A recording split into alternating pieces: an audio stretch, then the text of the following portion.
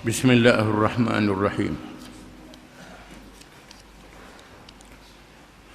Dari Abi Sa'ib, dari Abi Sa'id, katanya, ada di kalangan kami seorang pemuda yang baru berkahwin. Kami keluar bersama-sama Rasulullah SAW ke Khandaq, yakni peperangan Ahzab. Dia meminta izin pulang dari Rasulullah SAW untuk mengunjungi istrinya. Tiba-tiba dia melihat istrinya berdiri di pintu rumah. Lalu dia menghunus tombaknya ke arah istrinya kerana cemburu. Lalu istrinya berkata, "Masuklah ke dalam rumah dan lihatlah apa yang ada di dalam rumah."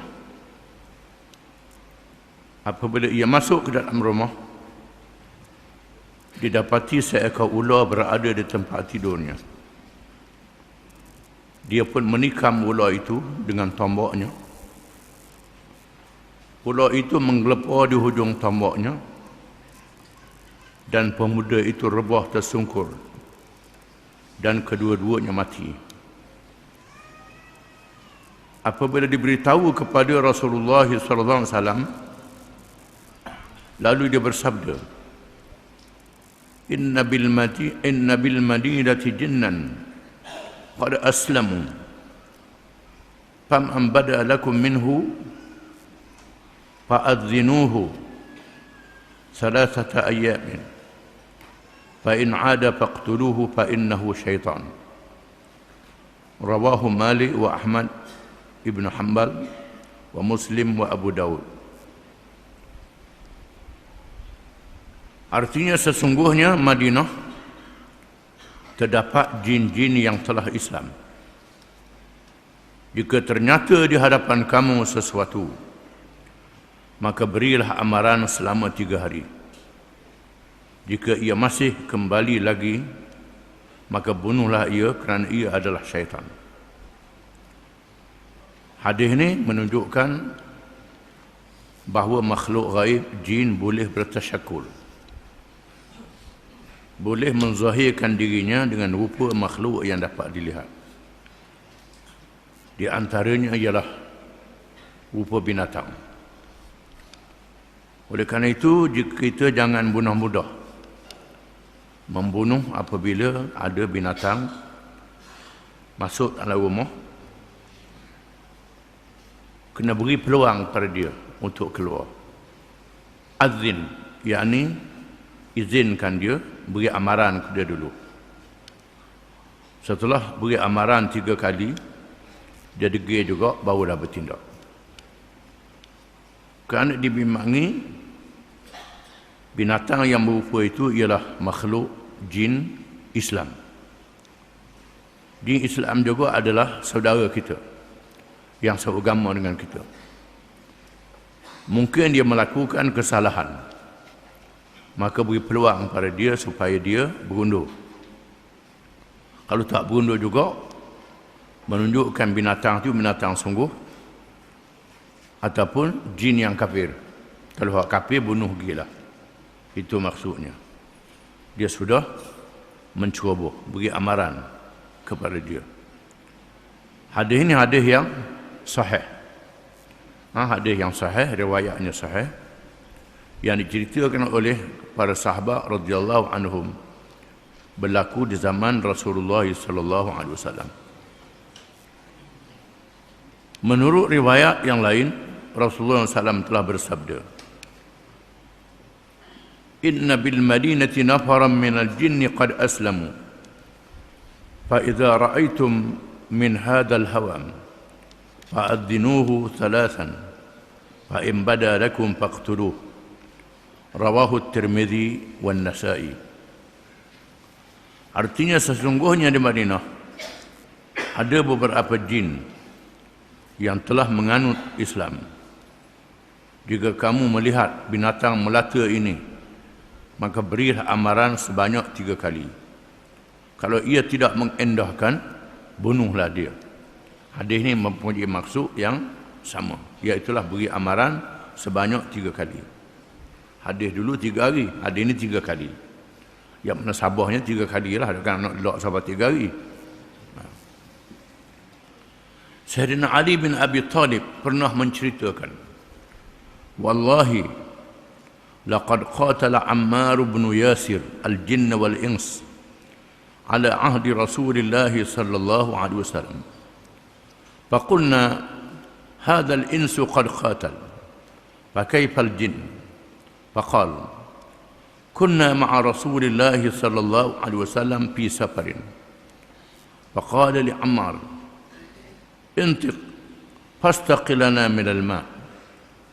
فانطق فعرض له الشيطان في صورة عبد أسود فحال بينه وبين الماء فأخذه فصرعه عمار فقال له دعني وأخلي بينك وبين الماء ففعل ثم أبى فأخذه عمار الثانية فصرعه فقال دعني وأخلي بينك وبين الماء فتركه فأبى فصرعه فقال له مثل ذلك فتركه فوفى له فقال رسول الله صلى الله عليه وسلم إن الشيطان قد حال بين عمار وبين الماء في صورة عبد أسود والله وإن الله أصبر عمارا به. قال علي فلقينا عمارا فقلت ظفرت يداك يا أبا اليقظان فإن رسول الله صلى الله عليه وسلم قال كذا وكذا. قال أما والله لو شعرت أنه الشيطان لقتلته ولقد هممت أن أعض بأنفه لولا نتن ريحه. رواه أبو نعيم. Artinya demi Allah, ini cerita daripada Sayyidina Ali karramallahu wajhah. Kata Sayyidina Ali, demi Allah, sesungguhnya Ammar bin Yasir seorang yang pernah memerangi jin dan manusia di zaman Rasulullah sallallahu alaihi wasallam. Kami pun berkata, kalau manusia memang dia memeranginya, bagaimana pula tentang dia memerangi jin? Sayyidina Ali berkata, kami bersama-sama Rasulullah sallallahu alaihi wasallam dalam suatu perjalanan. Beliau telah bersabda kepada Ammar, pergilah cari air untuk kami. Lalu Ammar pun pergi. Tiba-tiba dia telah dihalang oleh syaitan, jin kafir, yang menjelma sebagai seorang hamba yang hitam. Ammar pun memegangnya dan Ammar dapat mengalahkannya. Syaitan itu berkata, tinggalkanlah aku dan aku tidak akan mengganggu kamu untuk mengambil air. Ammar pun membebaskannya. Kemudian dia tidak membenarkan Ammar. Ammar memegangnya semula dan dapat mengalahkannya. Syaitan itu berkata lagi, lepaskan aku dan aku tidak mengganggu kamu lagi untuk mengambil air. Ammar pun membebaskannya semula. Apabila dilepaskan, dia menghalang lagi. Ammar menangkap dan mengalahkannya semula. Akhirnya dia pun membenarkan Ammar mengambil air. Rasulullah SAW bersabda kepada kami, sesungguhnya syaitan telah menghalang Ammar mengambil air dengan merupakan dirinya seperti seorang hamba hitam, dan sesungguhnya Allah telah memenangkan Ammar. Sayyidina Ali karramallahu wajhah berkata, kami pun menemui Ammar. Aku berkata kepadanya, kamu sungguh perkasa wahai Abu Yaqzan, gelaran kepada Ammar. Sesungguhnya Rasulullah SAW telah menceritakan kepada kami apa yang berlaku. Ammar berkata, demi Allah, kalaulah aku tahu dia adalah syaitan, nescaya aku membunuhnya. Aku berniat untuk menggigit hidungnya, kalau tidak kerana baunya yang busuk. Hadis ini menceritakan kehebatan Ammar bin Yasir radhiyallahu anhu. Ammar ialah seorang sahabat yang termasuk di kalangan as-sabiqun al-awwalun, iaitu orang-orang yang awal masuk Islam bersama ayah dan ibu dia. Ayah dan mak dia dibunuh di masa berada di Mekah. Yang pertama syahid dalam Islam, iaitulah ayah dia Yasir dan ibunya Sumayyah, mati dibunuh. Adapun Ammar menyelamatkan dirinya dengan ihlah, dan Ammar menjadi sahabat yang disayangi oleh Rasulullah sallallahu alaihi wasallam dan yang rapat dengan Sayyidina Ali karramallahu wajhah. Di dalam peperangan Siffin, Ammar berperang di pihak Sayyidina Ali, berperang dengan Muawiyah, dan Nabi telah bersabda dalam satu hadis, qatal Ammar fi'atun baghiyah, Ammar akan dibunuh oleh satu puak yang durhaka, menunjukkan bahawa dalam peperangan ini Sayyidina Ali yang betul, Muawiyah yang salah. Tak dinafikan. Ini hadis ni menguatkan hujah kerana Ammar telah dibunuh dalam peperangan Siffin, dan Ammar bersama dengan Sayyidina Ali. Cumanya kita jangan selajak siapa kata Muawiyah ni kafir, itu tak boleh.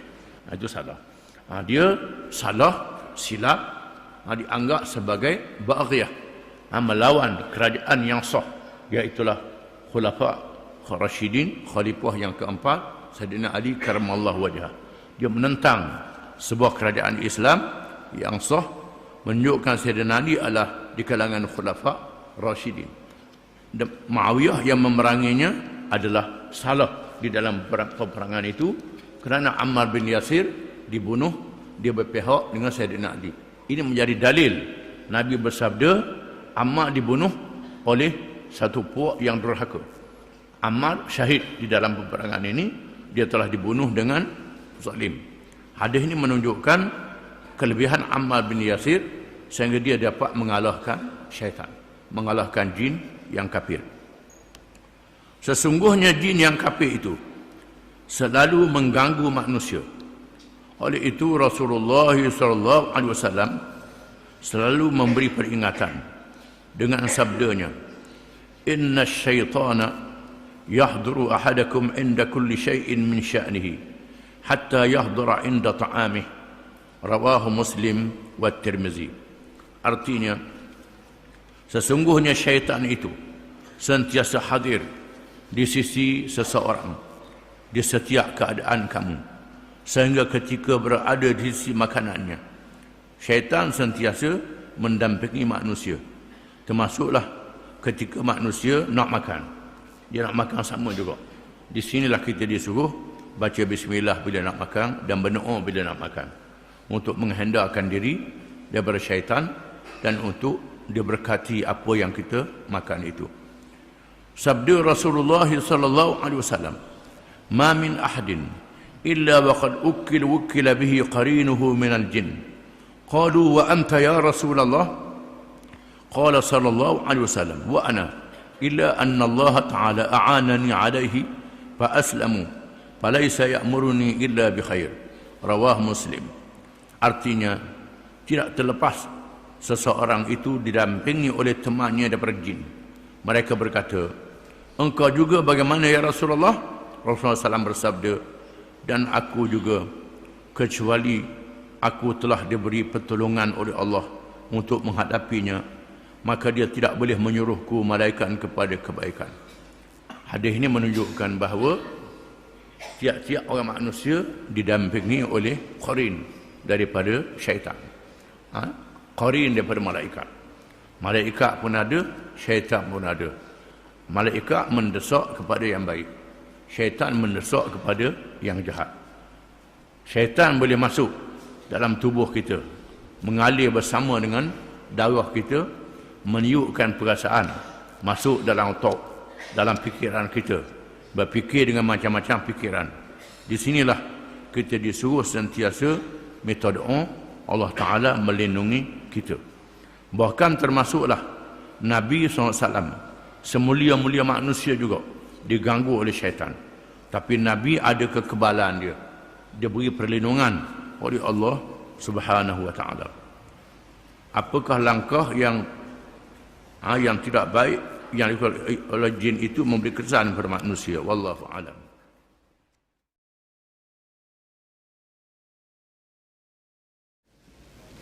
Bismillahirrahmanirrahim.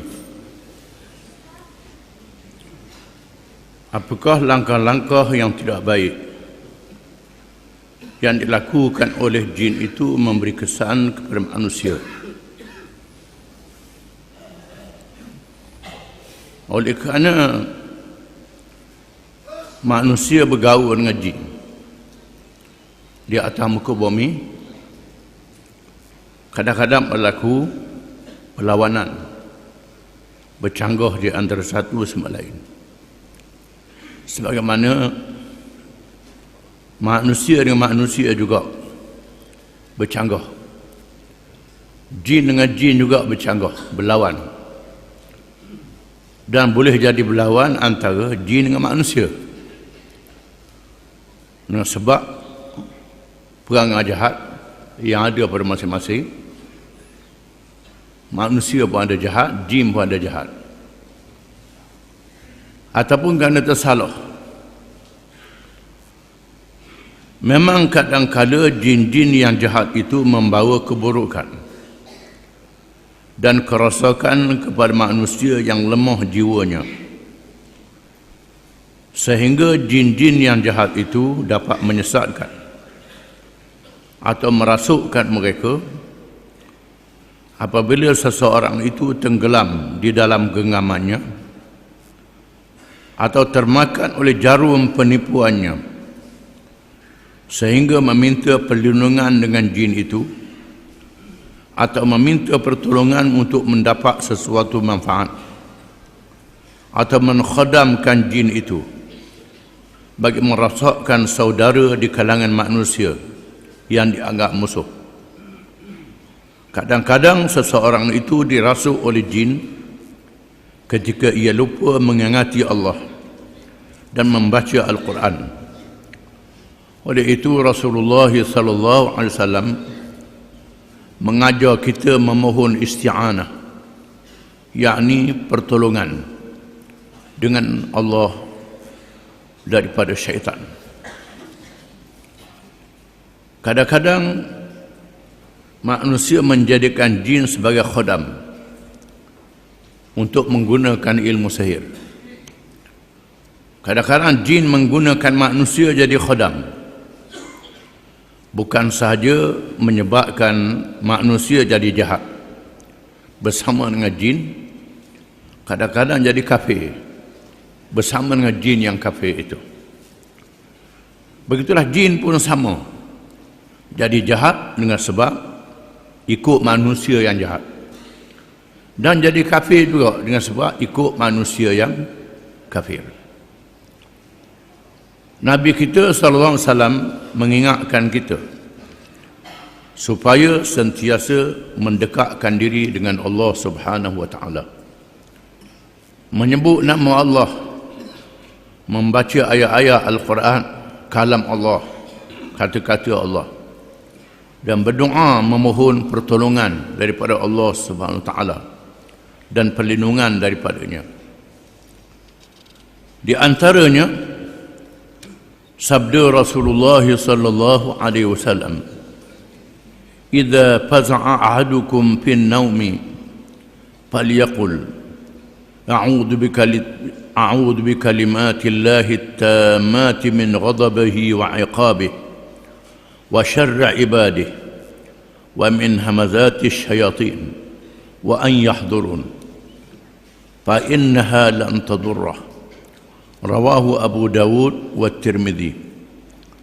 Artinya, apabila seseorang itu terasa cemas ketika tidurnya, katakanlah, "A'udzu bikalimatillahi tammati min ghadabihi wa 'iqabihi wa syarri ibadihi wa min hamazati asy-syayatin wa an yahdurun."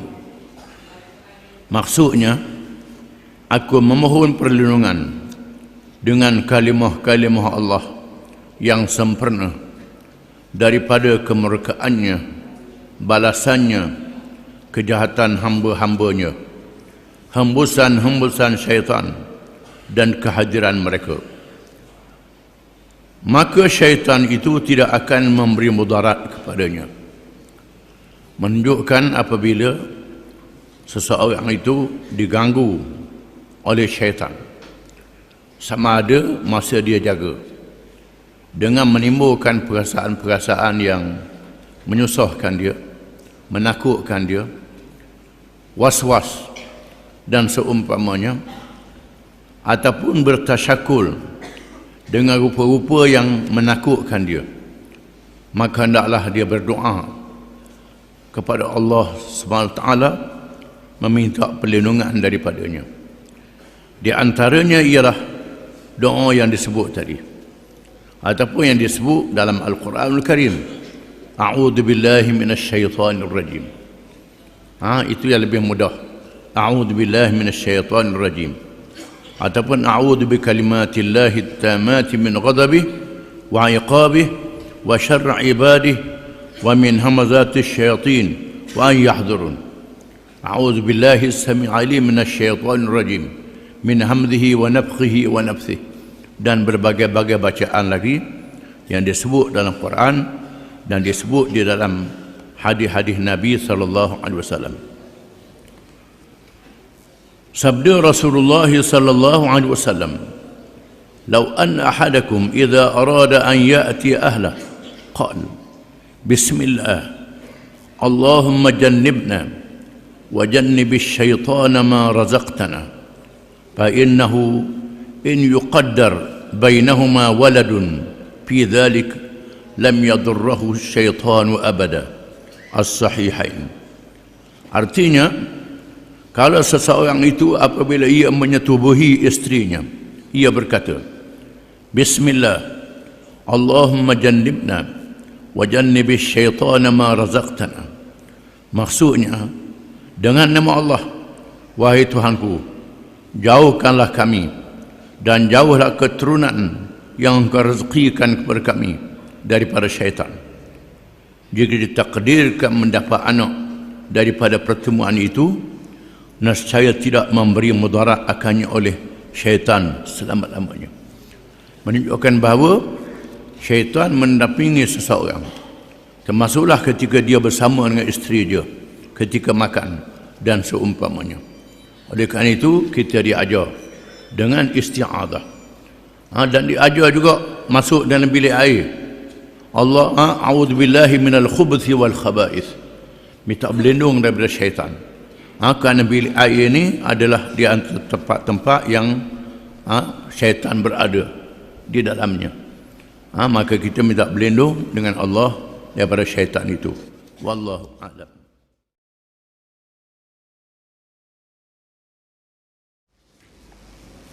Bismillahirrahmanirrahim.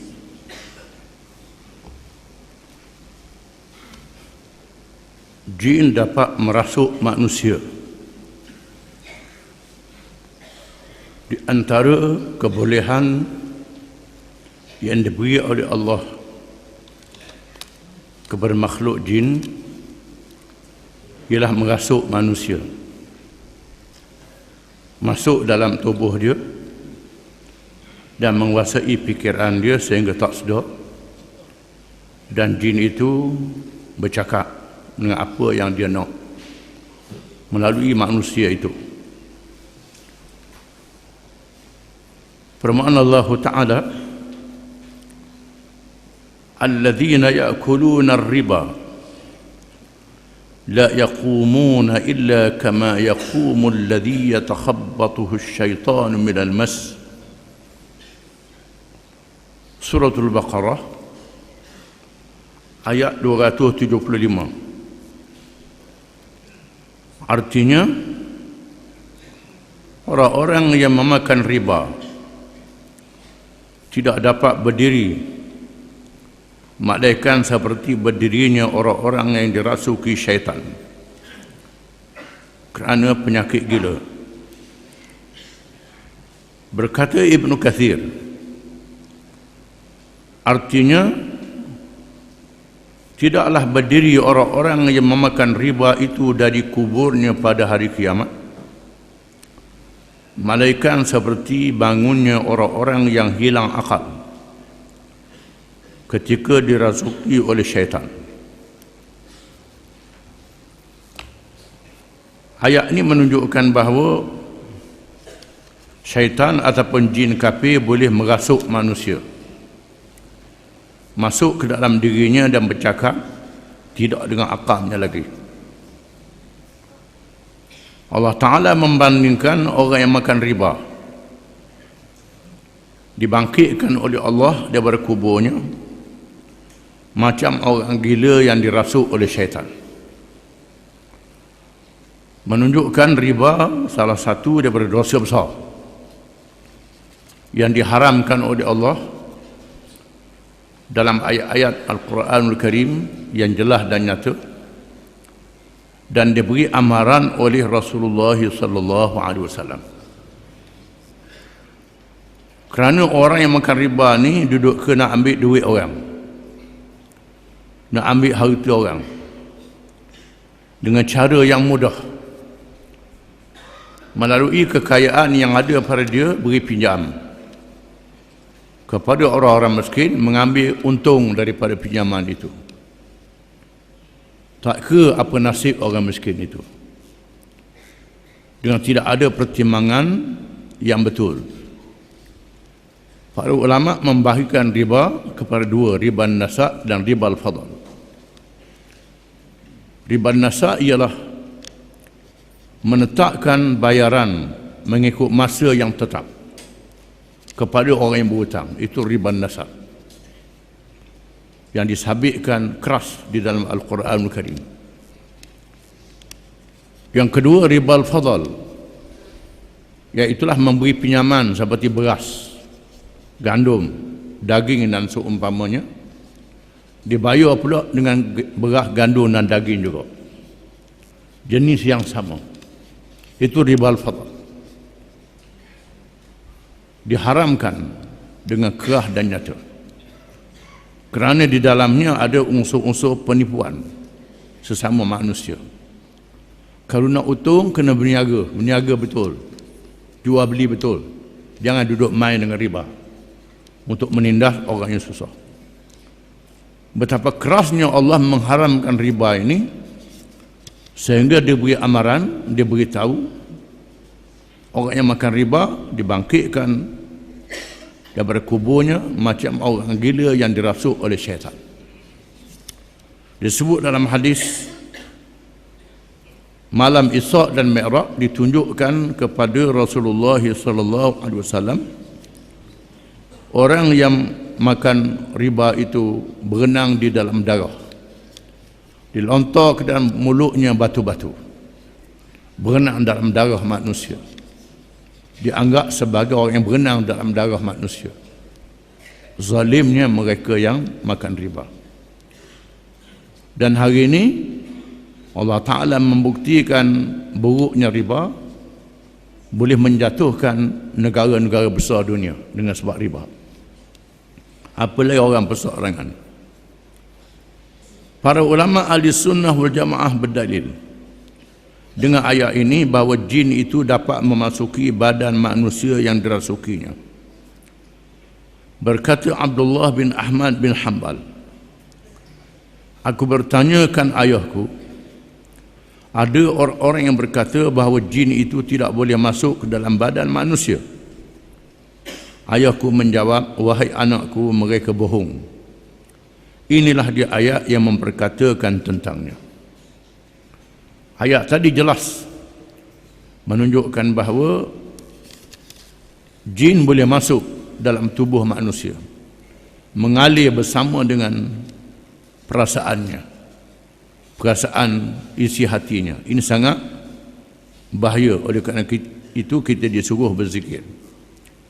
Imam Ahmad bin Hanbal, Imam mazhab Hanbali, murid kepada Imam Syafi'i. Walaupun dia murid Imam Syafi'i, dia berijtihad. Pandangan-pandangan dia lain dengan Imam Syafi'i. Bila dia sudah alim dan berijtihad, Imam Syafi'i tak marah, sangat gembira kerana anak murid dia alim, bijak, boleh berijtihad, walaupun memberi pendapat lain daripada dia, pengikut-pengikut dia ramai. Dan hari ini mazhab dia menguasai Masjid Mekah dan Madinah. Dengan sebab itu dia baca Fatihah tak ada bismillah. Syafi'i kata wajib bismillah, dia kata sunat saja bismillah, tidak wajib. dibaca dengan perlahan. Dan kita dibenarkan ikut mazhab lain, tak jadi salah. Mereka adalah daripada sumber yang satu, Quran dan hadis Nabi SAW. Dan Nabi SAW bersabda, man ijtahada fa asaba falahu ajrani wa man ijtahada fa akhta falahu ajrun wahid. Sesiapa yang berijtihad memberi pandangan dalam hukum syarak, dalam perkara yang tidak ada nas yang nyata daripada Quran dan hadis Nabi SAW, maka ijtihadnya betul, boleh 2 pahala. Barang siapa yang berijtihad, ijtihadnya salah, dapat 1 pahala. Dapat 1 pahala. Ijtihad ni ialah orang yang ada kemampuan ilmu. Ilmu Quran, hadis, ilmu usul fiqh, ilmu asas-asas bahasa Arab, yang menguasai Quran dan hadis, hukum syarak, dia boleh berijtihad. Timbulnya berbeza pendapat di kalangan para ulama dalam perkara cabang. Dalam perkara asas tidak ada beza ulama-ulama ini. Sembahyang 5 waktu wajib, arak judi haram, benda yang nyata dalam Quran tidak ada khilaf. Yang khilafnya ialah perkara cabang. Bismillah ni masuk Fatihah ke tidak? Ada ulama kata masuk, ada ulama kata tak masuk Fatihah, sunat saja, tak baca pun sah sembahyang. Mengapa timbulnya perkara ini? Kerana Nabi kadang-kadang baca kuat, kadang-kadang dia baca kohor. Ini dia, baca kohor. Dan sahabat-sahabat pula dihantar ke negeri-negeri yang macam-macam. Abdullah bin Abbas dihantar ke Taif, Abdullah bin Umar dihantar ke Mekah, Mu'ad bin Jabal dihantar ke Yaman, Ala bin Hadrami dihantar ke Masqat dan Uman. Jadi sahabat-sahabat yang duduk jauh ini memberi pandangan berdasarkan kepada masa dia ada dengan Nabi. Inilah timbulnya pandangan yang berbeza, kerana sahabat-sahabat ini ada anak murid dia di tempat masing-masing, memberi pandangan berbeza dan tidak berkelahi, tidak berperang dalam masalah cabang. Cuma orang zaman lain je bodoh duduk bala benda-benda khilaf ini. Itu sajalah. Pasal bodoh, berasa cerdik sangat. Sebab tahu banyak masalah, cerdik sangat, sebenarnya bodoh. Dia tidak tahu asas-asas hukum syarak dengan cara yang menyeluruh. Imam Ahmad bin Hanbal adalah murid Imam Syafi'i. Dia berdalilkan ayat yang dibaca tadi, menjelaskan bahawa syaitan boleh merasuk dalam diri manusia. Ini tidak ada khilaf kerana ada nah ayat Quran. Bila ada nah ayat Quran, maka tak jadi pertelengkahan di kalangan para ulama. Diriwayatkan dari Ibn Abbas radhiyallahu anhuma, anna imra'atan ja'at bibnin laha ila an-nabiy sallallahu alaihi wasallam faqalat inna ibni bihi junun wa innahu ya'khudhuhu 'indahu ghada'ana wa 'asha'ana. Famasaha Rasulullah sallallahu alaihi wasallam sadrahu wa da'a lahu fatayaqqa fa kharaja min jawfihi mithlu jarwil aswad fasa'a. Rawahu ad-Daraqutni wad-Darimi. Artinya seorang perempuan telah datang membawa anaknya kepada Nabi sallallahu alaihi wasallam. Dia berkata, ya Rasulullah, sesungguhnya anak saya dihinggapi penyakit gila, tak sedar diri. Penyakit itu datang di waktu makan tengah hari dan di waktu makan malam. Bila nak makan tengah hari, dia buat hilang akal. Sampai masa nak makan malam, hilang akal dia. Lalu Rasulullah SAW menyapu dadanya dan berdoa untuknya. Rasulullah sapu dada dia dan doa. Tiba-tiba ia muntah. Budak tu muntah. Anak lelaki perempuan tu muntah. Dan keluar daripadanya seperti anak anjing hitam yang baru lahir. Terus melarikan diri. Ditunjukkan. Nampak dalam muntah tu tubi anak anjing. Lari jatuh. Menunjukkan ada syaitan di dalam diri budak itu. Allah Ta'ala tunjuk kepada orang yang hadir bagaimana anjing keluar. Masa muntah tu tak nampak anjing, tu terjadi anjing ngakuk lagi. Itu adalah syaitan, anjing hitam. Kerana di sana ada hadis-hadis yang menyebut Biasanya syaitan ni dia suka merupa dengan anjing hitam. Orang Melayu dok anjing hitam ni anjing selasih, molek buat buru. Dia tak tahu syaitan. Ni orang Melayu tak kerti. An Ummi Abban bintil Wazi' an abiha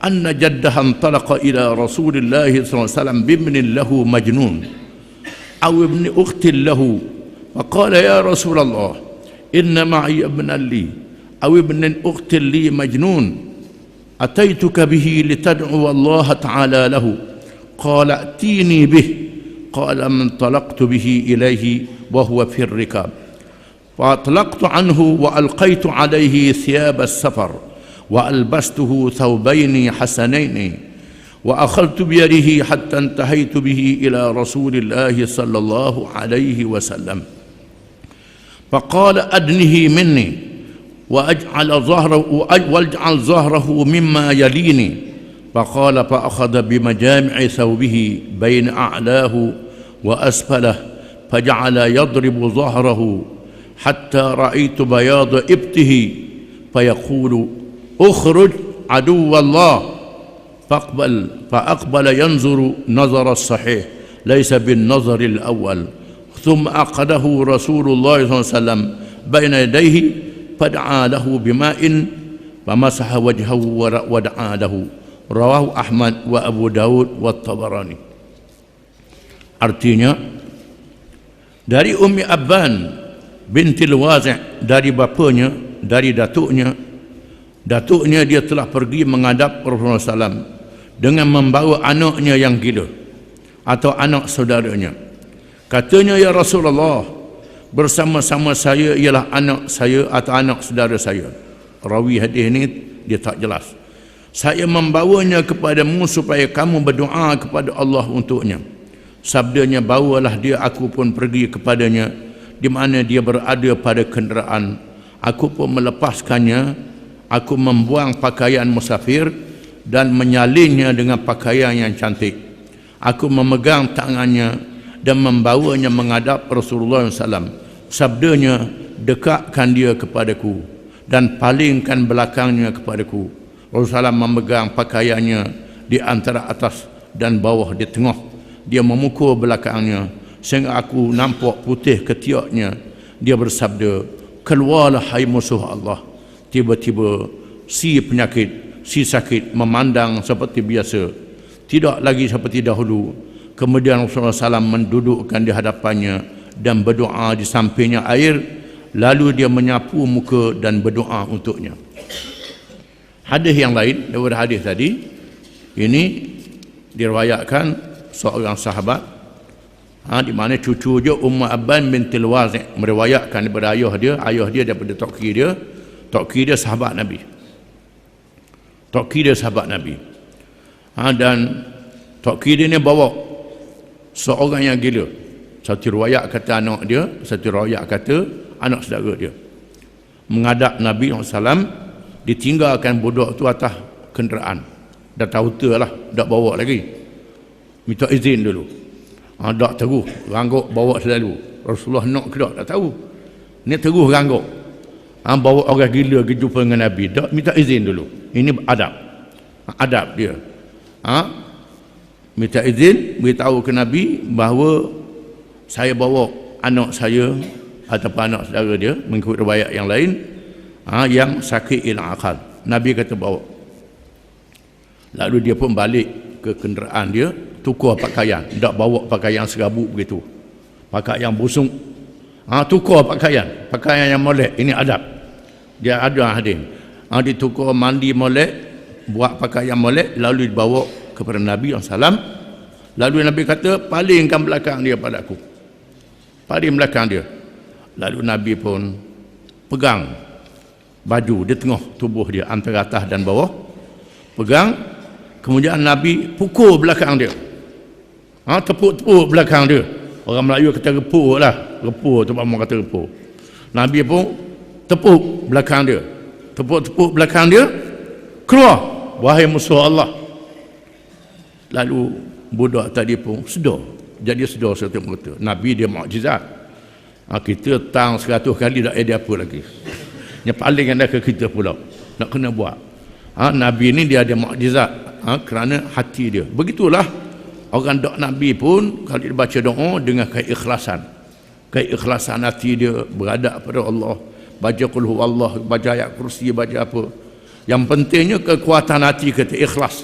Kekuatan hati kita dalam kita baca pada orang sakit, kalau Allah Taala izin sembuh dia.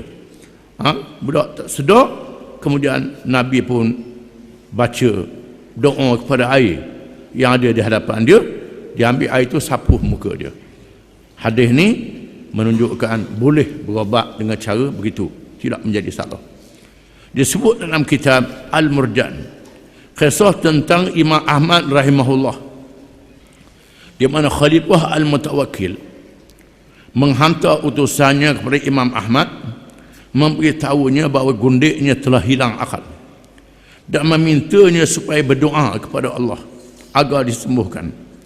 Lalu Imam Ahmad mengeluarkan terompahnya dari tempat wuduknya dan dia beri pada utusan khalifah, katanya pergilah ke rumah Amirul Mukminin, duduklah di kepala gundik itu dan katakan kepada jin yang merasuk itu, yang mana kamu lebih suka, sama ada keluar dari gundik ini atau dipukul dengan terompah ini sebanyak 70 kali. Apabila utusan itu pulang dan melakukan seperti yang disuruh oleh Imam Ahmad, tiba-tiba jin itu berkata melalui ucapan gundik itu, saya dengar dan saya patuh. Kalaulah Imam Ahmad memerintah saya supaya jangan lagi tinggal di perdak ini, saya mentaatinya, kerana dia seorang yang taatkan Allah, dan sesiapa yang taatkan Allah, nescaya ia dapat menundukkan segala-galanya. Ini cerita bagaimana Khalifah Al-Mutawakkil, iaitulah Khalifah selepas Al-Ma'mun. Al-Ma'mun ni anak pada Harun Ar-Rashid. Al-Ma'mun dia menterjemahkan kitab-kitab bahasa Parsi ke dalam bahasa Arab. Kitab perubatan tak apalah, kitab hisab tak apalah, kitab sains tak apa. Dia terjemah kitab-kitab falsafah, kitab menggunakan akal. Di zaman dia lah lahirnya orang menggunakan akal untuk bahas berkenaan dengan sifat-sifat Tuhan. Di mana sifat-sifat Tuhan ni banyak yang tak boleh dicapai oleh akal manusia, menyebabkan lahirnya mazhab Mu'tazilah. Mazhab yang mengatakan kalam Allah itu baharu, termasuk Quran itu baharu. Padahal kalam Allah ni sifat Allah Ta'ala. Quran adalah kalam Allah. Mengikut kaum yang sekuat-kuatnya, kalam Allah qadim, bukannya baharu, bukannya makhluk. Menyebabkan orang ramai jadi sesat. Dan Al-Ma'mun mengikut mazhab ini, dan dia paksa ulama-ulama beri fatwa. Ada mufti dia, mufti hak ikut dia bagi fatwa dan paksa ulama-ulama supaya mengatakan sama, mengikut mazhab Mu'tazilah. Ada ulama-ulama yang mati dipancung. Ada ulama yang dipenjara. Di antara yang dipenjara ialah Imam Ahmad. Ada kalangan ulama yang menipu, nak melepaskan diri, menipu. Taurat, Zabur, Injil, Quran, keempat-empat ni adalah makhluk. Pak ni dia niat tangan dia, tak niat tu buat menipu begitu. Lepaslah dia. Ada yang dihukum. Imam Ahmad dipenjara. Dia sebat sehingga darah berlumuran pada pakaian dia. Lalu orang pujuk Imam Ahmad, wahai imam, wahai syekh, apa salahnya tipu macam orang lain juga? Ataupun senyap, jangan bercakap, jangan lawan. Ini pandangan kerajaan Mu'tazilah. Imam Ahmad kata, idza sakata al-'alimu taqiyatan wal jahilu yajhalu famata yatabayyanu al-haq. Sekiranya orang alim mendiamkan diri kerana nak jaga diri dia, tak berani ke orang ramai, nak menyelamatkan diri dia, orang ramai sesak-sesak lah, maka bilakah kebenaran itu akan dapat dinyatakan, kata Imam Ahmad. Dan dia sanggup mempertahankan akidah Ahlussunnah wal Jamaah sehinggalah Al-Ma'mun mati dan Al-Mutawakkil jadi khalifah, ganti ayah dia. Al-Mutawakkil kembali kepada mazhab Ahlussunnah wal Jamaah. Al-Mutawakkil ini, kisah ni menceritakan bagaimana salah seorang isteri ataupun hamba kepada Khalifah Al-Mutawakkil, masa itu dibenarkan ada hamba, isteri ataupun isteri yang bukan keluarga dia, dirasuk oleh syaitan. Lalu Al-Mutawakkil hantar wakil supaya minta tolong Imam Ahmad doa sembuhkan penyakit hamba perempuan dia, gundik dia yang hilang akal ini. Imam Ahmad ambil air atau ambil terapah, membawa terapah ni, kata bawa terapah ni, buat balik, duduk atas kepala hamba tu, mengata ke jin yang rasuk dia tu, mu nak lari ke nak kena katok kata terapah ni. Lalu jin tu bercakap melalui hamba yang tak sedar ni. Jin tu kata, oleh kerana yang suruh ni Imam Ahmad, kalau Imam Ahmad suruh aku lari daripada beradak, aku lari, kata dia. Kerana Imam Ahmad ni seorang yang bertakwa kepada Allah Ta'ala, dan orang takut kepada Allah Ta'ala, kita tak boleh lawan dia, tak boleh lawan dia. Maka hamba tu, gundik tu sembuh daripada penyakit. Ini menunjukkan dalil. Apa yang tersebut di atas menjadi dalil berlakunya jin itu merasuk manusia. Perkara ini dipercayai oleh berbagai-bagai bangsa di dunia, bukan saja orang Islam, orang bukan Islam berpercaya perkara ini. Banyak kisah berkenaannya. Bahkan kadang-kadang kita melihat perkara itu berlaku di hadapan kita. Dan para ulama yang muktabar menceritakan kepada kita dan dinyatakan cara-cara mengubatinya di dalam kitab-kitab yang muktabar. Di antara kitab Al-Adhkar karangan Imam Nawawi dan kitab-kitab yang lain, dengan berdasarkan kepada alasan syarak yang kuat berdasarkan kitab Allah dan sunnah Rasulullah sallallahu alaihi wasallam. Cara nak berubat ialah dengan ayat Quran, dengan doa, cara yang diajar oleh Nabi sallallahu alaihi wasallam, jangan dengan cara syirik. Cara puja dia pula pergi, datuk, panggil datuk dia pula, kau sedak dia lah. Lepas tu jamu dia pula, cari makanan-makanan, nak kononnya nak jamu ke datuk jin ni, nak jamu dia buat makanan, buat nasi kuning lah, dengan gula, dengan apa, tahu dah lagak, nak beri ke jin nak pakai kedaruan nasi kuning, yang makan dia semut je ada. Apa ini semua kerja-kerja syirik.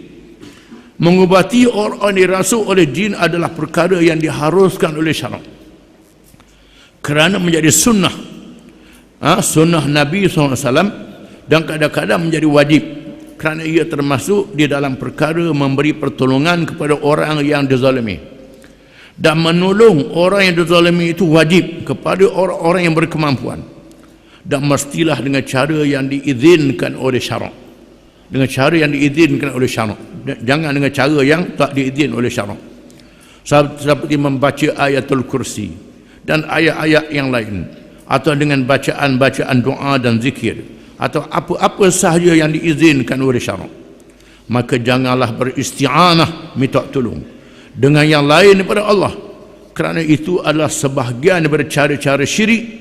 Dan janganlah menjampi atau berazimat dengan perkataan-perkataan atau nama-nama yang tidak diketahui maknanya. Tulis azimat, makna tak tahu. Kadang-kadang kita tulis perkara yang salah. Perlu diketahui juga bahawa segala tindakan dan ucapan yang dilakukan oleh orang yang dirasuki itu tidaklah dikira sebagai maksiat, kerana apa yang berlaku itu bukannya secara akal. Di mana orang gila, orang tak sedar, orang lupa dia bercakap, tak dikira dosa, diampunkan oleh Allah, kerana dia tidak mukallaf, tidak dengan akal. Dan kita pula jangan percaya pula, pergi berubat orang sakit, ada jin pula khabar orang ni buat, orang ni buat, orang ni buat, nak suruh gaduh dengan orang lain pula. Memanglah kerja syaitan nak suruh kita bergaduh antara satu sama lain. Hak dia cerita jangan dia percaya. Serah kepada Allah Ta'ala. Serah pada Tuhan yang Maha mengetahui. Wallahu a'lam.